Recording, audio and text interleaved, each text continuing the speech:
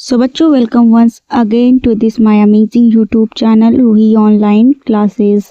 सो बच्चों, फाइनली मैं आपको बता देती हूँ सबसे पहले कि आज हम लोग इस वीडियो में पढ़ने क्या वाले हैं। लेकिन आप लोगों को पहले से ही थंबनेल देख के पता चल गया होगा कि आज हम लोग निषेचन पूर्व घटनाएं पढ़ने वाले हैं, जिसके अंतर्गत हम लोग परागकोश की संरचना के बारे में पढ़ेंगे और लघु बीजाणु जनन। तो बच्चों, ये पूरा हम लोग डायग्राम के माध्यम से पढ़ने वाले हैं। तो अगर आप लोग पूरा वीडियो देखना चाहते हैं तो सबसे पहले वीडियो को एक लाइक करके चैनल को सब्सक्राइब कर दीजिए। एंड बच्चों, यहाँ पे मैं आपको लास्ट में अच्छे से पूरा डायग्राम समझा दूंगी। अभी आपको पूरा नोट्स मिल जाएगा, आफ्टर डेट आपको सारे डायग्राम्स लास्ट में मैं एक्सप्लेन कर दूंगी। अगर आप नोट्स बनाना चाहते हैं तो आप नोट्स भी बना सकते हैं, एंड अगर आप स्क्रीनशॉट लेना चाहते हैं तो आप स्क्रीनशॉट भी ले सकते हैं। तो बच्चों, बिना टाइम वेस्ट करते स्टार्ट करते हैं आज का अपना टॉपिक हम लोग। फाइनली बच्चों, अब हम लोगों को पढ़ना है पुष्पीय पादपों के लैंगिक जनन में होने वाली प्रमुख घटनाएं। तो बच्चों, आपको पता है कि पौधे में लैंगिक जनन तभी हो सकता है जब उसमें नर और मादा दोनों भाग होते हैं। तो अभी तक आप लोगों ने पुष्प के नर और मादा भाग नहीं देखे हैं, तो सबसे पहले जाके पुरानी वीडियो देखें ताकि आपको आज का कंसेप्ट बहुत ही अच्छी तरीके से क्लियर हो सके। एंड अगर आप पुरानी वीडियो देखना चाहते हैं तो इसकी लिंक जो है बच्चों मैं आपको डिस्क्रिप्शन बॉक्स में दे दूंगी। तो सबसे पहले आपको वो वीडियो देखनी है, आफ्टर डेट आपको ये वीडियो देखनी है, क्योंकि ये पार्ट 2 है चैप्टर नंबर 1 का। सो बच्चों, पुष्पीय पादपों के लैंगिक जनन की घटनाएं पुंमंग एवं जायांग में होती है। तो बच्चों, कोई लोग ये मत पूछना कि पुंमंग क्या होता है और जायांग क्या होता है, क्योंकि ऑलरेडी इसके पहले वाले लेक्चर में मैंने इसको पढ़ा दिया है और उसकी वीडियो आपको डिस्क्रिप्शन बॉक्स में मिल जाएगी। इससे संबंधित मुख्य घटनाएं जैसे लघु बीजाणु जनन, परागण, गुरु बीजाणु जनन, गुरु युग्मक जनन, निषेचन, भ्रूण विकास या भ्रूण पोष का विकास आदि सम्मिलित है। सो बच्चों, ये पूरा लैंगिक जनन हमें देखने के लिए इसमें इतने सारे प्रोसेस होते हैं, बहुत सारी घटनाएं होती हैं एक पुष्प में, जो कि हम लोग आगे की वीडियो में देखने वाले हैं। तो बच्चों, पुष्पीय पादपों में लैंगिक जनन की पूर्ण क्रिया को निम्नलिखित चरणों में विभाजित किया जा सकता है। तो बच्चों, यहाँ पे 3 स्टेप दिए गए हैं: निषेचन पूर्व घटनाएं, दोहरा निषेचन और निषेचन पश्चात घटनाएं। इतना पढ़ने के बाद बच्चों हमारा आधा चैप्टर तो कंप्लीट हो जाना, आधा से ज्यादा चैप्टर कंप्लीट हो जाएगा। ओके बच्चों, निषेचन पूर्व घटनाएं, दोहरा निषेचन और निषेचन पश्चात घटनाएं, इतना जब हम लोग पढ़ लेंगे तो हमारा half of the chapter complete हो जाएगा। सो बच्चों, अब हम लोग पढ़ेंगे निषेचन पूर्व घटनाएं।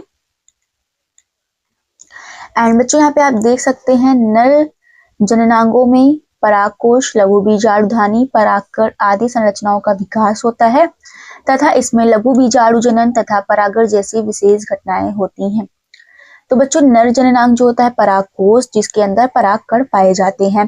तो आगे की वीडियो में हम लोग ये सब बहुत ही डिटेल में पढ़ने वाले हैं और इसी के अंदर बच्चों लघु बीजाणुधानी होती है, परागकण होते हैं, ये सब संरचना का विकास होता है और इसमें लघु बीजाणु जनन भी होता है। तो ये सब बच्चों क्या होता है, अगर आप ये सब जानना चाहते हैं तो आप वीडियो के एंड तक बने रहिए। और अभी तक आपने चैनल को सब्सक्राइब नहीं किया है तो सबसे पहले चैनल को सब्सक्राइब करके बेल आइकन प्रेस कर दीजिए, ताकि जब भी ऐसी वीडियोज अपलोडेड हो सबसे पहले नोटिफिकेशन आपके पास पहुंचे। आगे है मादा जननांग में वर्तिकाग्र, गुरु बीजाणुधानी या बीजांड तथा भ्रूण कोश आदि संरचनाओं का विकास होता है तथा इसमें गुरु बीजाणु जनन की भी घटना होती है। नर जननांग में बच्चों लघु बीजाणुधानी होती है और मादा जननांग में गुरु बीजाणुधानी होती है। इसमें परागकण पाया जाता है, जो कि यहाँ पे आप लोग देख सकते हैं, ये निषेचन में भाग लेने वाला नर युग्मक होता है। मादा युग्मक बच्चों बीजांड होता है। ऐसे ही करके हम लोग एक एक करके पूरा यहाँ पे पढ़ने वाले हैं। अब हम लोग देखते हैं आगे का टॉपिक। सो बच्चों, हम लोग पढ़ेंगे पुष्प का नर जननांग, मतलब कि हम लोग पुंकेसर के बारे में पढ़ने वाले हैं। तो बच्चों, पुंकेसर जो होता है पुष्प का नर जननांग होता है, मतलब कि मेल पार्ट होता है। बच्चों, यहाँ पे यह पुतंतु परागकोश या लघु बीजाणुधानी, जिसे हम लोग परागपुट भी बोल सकते हैं, एवं संयोजी ऊतक का बना होता है। सो बच्चों, यहाँ पे बताया जा रहा है पुतंतु परागकोश। ये बच्चों मैंने इसके पहले वाले वीडियो में बता दिया है कि पुतंतु क्या होता है और परागकोश क्या होता है। आगे हम लोग वीडियो के एंड में डायग्राम जब देखेंगे यहाँ पे परागकोश का और पुंकेसर का डिटेल में, तो वहाँ पे मैं आपको लघु बीजाणुधानी भी दिखा दूंगी कि क्या होता है। और बच्चों, यहाँ पे है ये संयोजी ऊतक का बना होता है। तो यहाँ पे बताया जा रहा है कि जो पुंकेसर होता है वो किन किन चीजों से मिलकर बना होता है। होप आप लोग को इतना समझ में आ गया होगा। बच्चों, अगर यहाँ पे आपको कंफ्यूजन है लघु बीजाणुधानी क्या होता है तो आगे इसका टॉपिक है और इसको मैं डिटेल में आपको डायग्राम में दिखाऊंगी। जब आप डायग्राम देखेंगे तो आपको ज्यादा अच्छे से समझ में आएगा। आगे है परागकोश की संरचना। सो बच्चों, जो परागकोश होता है इसमें परागकणों का विकास एवं परिवर्धन होता है। परागकोश के अनुप्रस्थ काट में 2 पालियां होती हैं तथा प्रत्येक पाली में 2 लघु बीजाणुधानियां होती हैं जो परागकोश के चारों किनारों पे स्थित होती हैं। परागकण अगुणित होते हैं जिन्हें माइक्रोमियोस्पोर्स भी कहते हैं। बच्चों, बताया जा रहा है कि जो एक परागकोश होता है, हम लोग अभी देखेंगे इसका डायग्राम भी बच्चों की, जो परागकोश होता है इसमें परागकण का परिवर्धन होता है। परागकोश का अनुप्रस्थ काट जब उसे हम लोग कट करेंगे तो बच्चों, या फिर ऊपर से हम लोग उसमें 2 पालियां हम देख सकते हैं, मतलब कि 2 लघु बीजाणुधानियां होती हैं।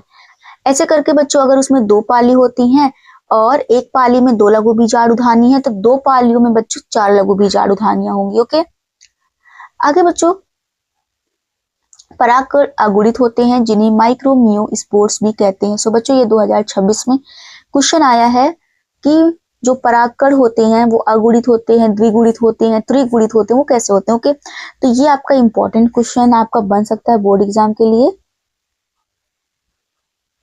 ओके, सो बच्चों, इसको आप लोग अच्छे से याद कर लेना कि परागकण जो होते हैं वो अगुणित होते हैं। लघु बीजाणुधानी पे कोई कंफ्यूजन नहीं रखना, अभी मैं आपको वीडियो में समझाऊंगी लास्ट में, जब डायग्राम दिखाएंगे लास्ट में, तब आप वहां पे देख लेना। आगे है बच्चों लघु बीजाणु जनन। इस क्रिया के अंतर्गत परागकोश तथा परागकणों का परिवर्धन होता है। बच्चों, जो परागकोश होता है और परागकोश के अंदर पाए जाते हैं परागकण, वो कैसे होते हैं, बड़े होते हैं, परिवर्धन होते हैं। अब अगर आप परागकोश नहीं जानते तो आपको इसको पहले की वीडियो देखनी पड़ेगी। लघु बीजाणु जनन वह प्रक्रिया है जिसमें परागकोश के अंदर स्थित सूक्ष्म बीजाणु मात्र कोशिका से अर्धसूत्री विभाजन द्वारा सूक्ष्म बीजाणु बनते हैं। तो बच्चों, इसमें छोटे छोटे पाए जाते हैं बीजाणु जिनमें विभाजन होता है और विभाजन द्वारा बच्चों बहुत सारे ऐसे माइक्रोस्पोर बनते हैं जिसको हम लोग लघु बीजाणु जनन बोलते हैं। नाउ आई होप कि आप लोगों को इतना समझ में आ गया होगा एंड आई होप कि आप लोग साथ ही साथ नोट्स भी बनाते चल रहे होंगे। अगर आप लोग अभी वीडियो देख रहे हैं, वीडियो लाइव चल रही है, प्रीमियर पे चल रहा है वीडियो, आप नोट्स नहीं बना पा रहे हैं तो आप अभी अच्छे से टॉपिक को समझते चलिए। जब वीडियो अपलोडेड हो जाएगा रिकॉर्डेड फॉर्म में तब आप इसको अच्छे से नोट्स बना लीजिएगा। लेकिन अभी आपको वीडियो को समझना है अच्छे से कि यहाँ पे मैं आपको समझाना क्या चाहती हूँ। आगे बच्चों हम लोग देखेंगे पुंकेसर की संरचना एंड बच्चों वीडियो के एंड में आपको सारे डायग्राम में और अच्छे से समझा दूंगी। अभी नोट्स हैं, नोट्स पे आप फोकस करें एंड लास्ट में आपको सारे डायग्राम भी समझा दिए जाएंगे। तो जो बच्चों जो पुंकेसर होता है वो परागकोश और फिलामेंट मतलब कि तंतु या फिर तंतु से मिलकर बना होता है। ये आपको मैंने कल ही वीडियो में समझा दिया था। ये सामान्यतः बच्चों द्विखंडित होता है। प्रत्येक परागकोश में 2 पालियां दिखाई पड़ती हैं। इस प्रकार प्रत्येक परागकोश में 4 लघु बीजाणुधानियां होती हैं जो परागकोश के चारों किनारों पर स्थित होती हैं।